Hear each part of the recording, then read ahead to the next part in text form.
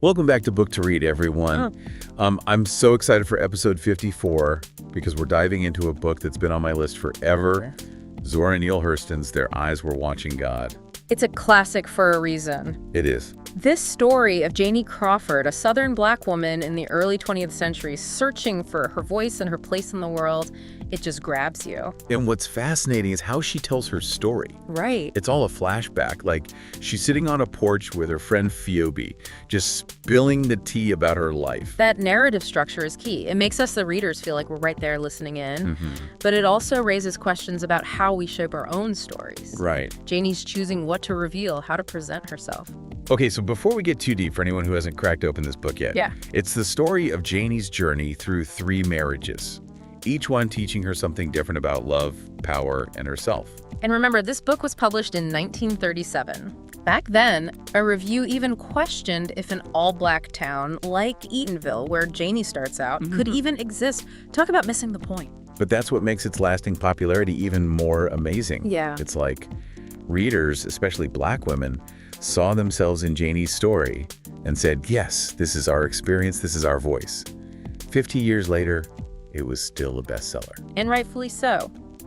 The book tackles evolving social dynamics head-on. We see this right away with Janie's grandmother, Nanny. Right. She's lived through slavery, seen its horrors, and wants to protect Janie from that kind of suffering. Which is why she pushes Janie into that first marriage with Logan Killicks. Yeah. Right? Nanny sees it as security, a way to keep Janie safe. Right. But Janie craves something more than just safety, doesn't she? Exactly. She wants love, passion, a real connection, and that's what leads to her second marriage, this time to Joe Starks, a man with big dreams and even bigger ambitions. Joe's the one who establishes Eatonville, right? Makes it a town run by black people, which sounds pretty amazing for that time period. But Joe's got this controlling side, too. He wants to elevate the community, but he also wants to control Janie, make her into the perfect mayor's wife. Right. He builds that grand 2-story house, almost like he wants to stand above everyone else. It's like their marriage becomes this performance instead of a genuine partnership. Yeah. And you see Janie yearning for something more, something symbolized by that pear tree, right? That pear tree is crucial. It's this image of blossoming of natural beauty and fulfillment, representing everything Janie desires but isn't finding in her marriage to Joe. And then there's the way Hurston brings the whole community to life. That meal talk, those stories they spin, it's like you're eavesdropping on their porch conversations. Remember that story about Matt Bonner's mule, how everyone gossips about how skinny and mistreated it is? It's hilarious, but it also shows how people find humor and connection in the midst of everyday struggles. And the mule itself becomes this symbol. Right. It represents the gossip that runs rampant in Eatonville. Yes. But it also reflects Joe's need to assert his power, even over a poor animal. That's spot on. You see how those seemingly small details actually connect to the larger themes of the novel? So Janie's stuck in this marriage where she's silenced and stifled. And you can't help but feel for her. Yeah. Especially when Joe humiliates her in public, criticizing her for not being able to cut tobacco properly. That's a pivotal moment. Up until then, she mostly endures Joe's control. But that public humiliation pushes her to a breaking point. And that leads to her finally confronting him on his deathbed, right? Yes. She doesn't hold back, telling him, you changes everything, but nothing don't change you, not even death. Wow, those words cut deep. She's calling him out on his inability to truly connect, his need to dominate everything around him. That's what I love about Janie. She's not afraid to speak her mind. Right. Even in the face of power. And with Joe gone, there's a sense of relief, like she can finally breathe again. Yeah, but as you know, freedom isn't always straightforward. Society has its expectations, especially for a widow. Her friend Phoebe worries about her, warns her about rushing into anything new. But then comes Tea Cake. Right. He's younger than Janie, not as well off, right, and represents everything she's supposed to avoid. He throws a wrench in everything. Tea Cake is energy, passion, a complete contrast to the life she's known. He awakens something in her, a desire for real love and genuine connection. Which, of course, leads to a ton of gossip and criticism. Yeah. Everyone's judging her choices, but it's like they're applying double standards, holding her to a different set of rules just because she's a woman. It shows how deeply ingrained those societal expectations are, even within her own community. But Janie chooses to defy those expectations. She runs off with Tea Cake to the Everglades, leaving behind the stifling environment of Eatonville. And it's in the Everglades that she truly blossoms. Yeah. It's a symbolic space, one where she can shed the constraints of her past and embrace her desires, her sensuality, and connect with the rich cultural traditions of her people. Their love story is so captivating. They gamble, work the fields, and become part of this vibrant Black community. Yeah. It's like she finally finds a place where she can truly be herself. And their relationship isn't just sunshine and roses. Right. They face real challenges, like that terrifying hurricane that hits the Everglades. Oh, that scene where they're fleeing the rising waters is just heart-stopping. You can practically feel the wind and the rain whipping around you. And it's during that chaos that Tea Cake proves his love, saving Janie from a rabid dog. It's a heroic act that strengthens their bond, but it also foreshadows the tragedy to come. Because that dog bite is what ultimately leads to Tea Cake's downfall, right? Exactly. He contracts rabies, and we witness this heartbreaking deterioration of his mental state. The fear, the confusion, the aggression, it slowly consumes him. And Janie is forced to make this unimaginable decision, an act of self-defense that will forever alter her life. It's one of the most intense scenes in the book. Imagine having to protect yourself from the man you love because a disease has robbed him of his true self. And then comes the trial where she's judged for her actions, forced to defend her love and her life in front of 12 white men. That courtroom scene is so powerful because it throws into sharp relief the racial and gender dynamics of the Jim Crow South. We'll definitely dive deeper into that in a bit. But before we get ahead of ourselves, I wanted to quickly mention something for all our fellow bookworms out there. Oh yes, I think you'll like this. We all know the feeling. You finish an amazing book like Their Eyes Were Watching God. Right. And you just want to talk about it with someone. Well, that's where Bookspace comes in.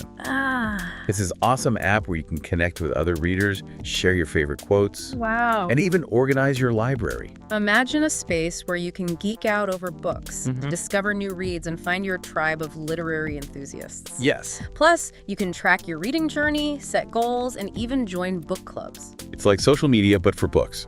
So if you're looking to connect with fellow book lovers, head over to the App Store and download Bookspace today. Now, back to Janie's story. What really strikes you about her experience in the courtroom? Well, it's like she's being judged on two fronts. As a woman who dared to love a younger man, Right. and as a Black woman in a system designed to silence her. And remember how the white observers in the Black community react so differently? It's chilling how detached the white folks seem, while the Black community is in a frenzy, terrified for Janie. It's a stark reminder of the realities they lived with. For the white folks, it was just another trial. But for the Black community, it was a matter of life or death. Their freedom, their very existence was constantly under threat. Yeah. And then Janie takes the stand. But she doesn't beg for mercy or play the victim. She owns her story. She speaks with this quiet dignity, demanding to be heard on her own terms. It's like she's saying, you might control the laws, but you can't control my truth. And the way she describes her love for Tea Cake, it's so powerful. She doesn't shy away from the complexities of their relationship, the joys and the hardships. She humanizes him, you know? She doesn't let them reduce him to a stereotype, a dangerous Black man. Right. She paints this picture of their love, their laughter, their shared dreams. And through her words, she forces the jury to see them as individuals, not just figures in a predetermined narrative. Her testimony becomes an act of defiance. It's like she's reclaiming not just her own story, but also the power of storytelling itself. And it works. They believe her. Right. Janie is acquitted, Yes. but it's a bittersweet victory. She's free, but she's lost the love of her life. Yeah. She returns to Eatonville alone, but transformed by her experiences. Like she's shed a skin. The Janie who left Eatonville is not the same woman who returns. She's walked through fire and emerged stronger, wiser. Right. She carries the weight of her past, but she also carries this newfound sense of self. And that final conversation with Phoebe where she says, two things everybody's got to do for themselves. They got to go to God, and they got to find out about living for themselves. That's where the real power of the book lies for me. Absolutely. It's about agency, claiming the right to define your own life, to find your own truth. Janie's journey is about so much more than just finding love. Right. It's about finding herself. So thinking back on everything we've discussed, that question we posed earlier, is Janie's story ultimately a tragedy or a triumph? What are your thoughts? It's not a simple answer, is it? She endures so much loss, so much pain. But she never gives up on love, on joy, on the possibility of a better future. I think what makes the book so powerful is that it doesn't offer easy answers. Yeah. It acknowledges the complexities of life, Right. the messiness, the beauty, the heartbreak, and it leaves us pondering those big questions long after we've finished reading. Exactly. It's not about finding all the answers, but about embracing the journey, learning from our experiences, and ultimately choosing to define our own narratives. And that's something we can all take away from Janie's story no matter what challenges we face in our own lives. Speaking of challenges, I think many book lovers can relate to the struggle of finding someone to talk to about the books that move them. It's hard to fully appreciate a book like Their Eyes Were Watching God when you don't have someone to dissect those intricate layers with. Right, like that courtroom scene alone could spark hours of discussion. Oh. That's why I'm so excited about this app I discovered. It's called Bookspace. Oh, tell me more. Well, it's like a social media platform, Uh-huh. but specifically for book lovers. Okay. You can connect with other readers, share your thoughts on books, post your favorite quotes, you name it. That sounds amazing. Yeah. Imagine being able to geek out over a book like Their Eyes Were Watching God. Really? With people who get it, who understand the nuances, the symbolism, the historical context. Exactly. You can even join book clubs dedicated to specific authors or genres. And you can keep track of your reading set goals, create your own digital library. It's a fantastic way to stay engaged with the world of literature and find your community. I'm sold. Where can our listeners find this Bookspace app? It's super easy. Just head over to the App Store and search for Bookspace. You won't regret it. Okay, so back to Their Eyes Were Watching God and Janie's story. What are your final thoughts? To me, one of the most poignant aspects of the novel is how Janie uses her voice to challenge the limited roles society tries to impose on her. Right. It's not just about romantic relationships. It's about her place in the community, her right to speak her mind, her very identity. It's fascinating how Hurston uses language to convey this. Right. Think about the contrast between the formal, almost stilted language of the courtroom Right. and the vibrant, colorful dialect of the Black community. That's so true. It's like the courtroom represents this oppressive force trying to silence Janie, while the mule talk and storytelling traditions of her community empower her to reclaim her voice. And remember, Janie isn't just speaking for herself.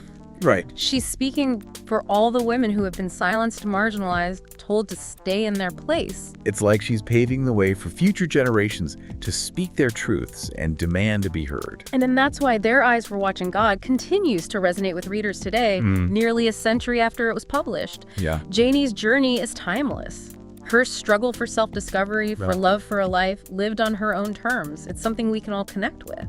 It's a reminder that the pursuit of happiness is often messy, unpredictable, and full of challenges. Yes. But it's a journey worth taking. And it's a journey best shared. Right. I can't help but think about how much richer our understanding of this book becomes when we discuss it with others. Yes. When we hear different perspectives, different interpretations. It's like those porch conversations in Eatonville, right?